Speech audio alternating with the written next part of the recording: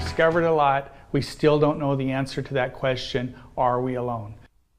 But do we know now? Could this video be the evidence needed to prove UFOs exist? A Clovis man believes he spotted a UFO flying near his home. And he says he's got the video to prove it. In a story you'll see only here on KMPH Fox 26 News, reporter Eric Rosales spoke with the man and put the pieces of this mystery together.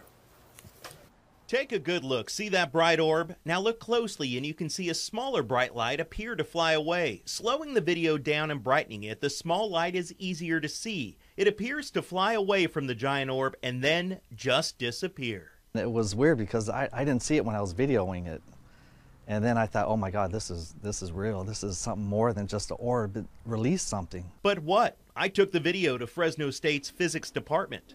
Yeah, they look like it kind of split. Dr. Stephen White oversees the Downing Planetarium. You know, so October 9th, Mars was out. Ricardo Padua, who lives in Clovis's Harlan Ranch area, says the orb traveled from the south to the north around 7 o'clock on October 9th. And then? It was Thursday, October 9th, 2014. Yes. There it is. With the help of Dr. White's graduate student and a NASA website, they've determined the bright orb is the International Space Station. Well, at first when I saw it, I thought it might be Mars, but it looks like since the International Space Station was flying over right at that time, it looks like that's what it was. It's consistent with the altitude and the direction of travel. As for that smaller bright light flying away from the orb? So if it is the International Space Station, it again is moving, it's going around the planet Earth, right?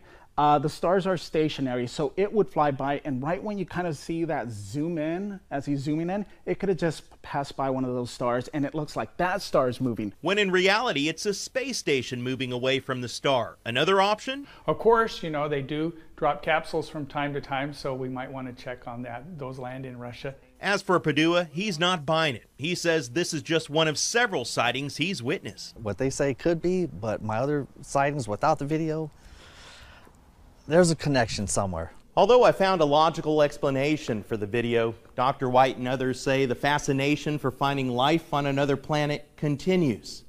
And he says never stop searching the sky. Eric Rosales, KMPH Fox 26 News. By the way, the International Space Station orbits at about 260 miles above the Earth and travels at an average speed of more than 17,000 miles per hour.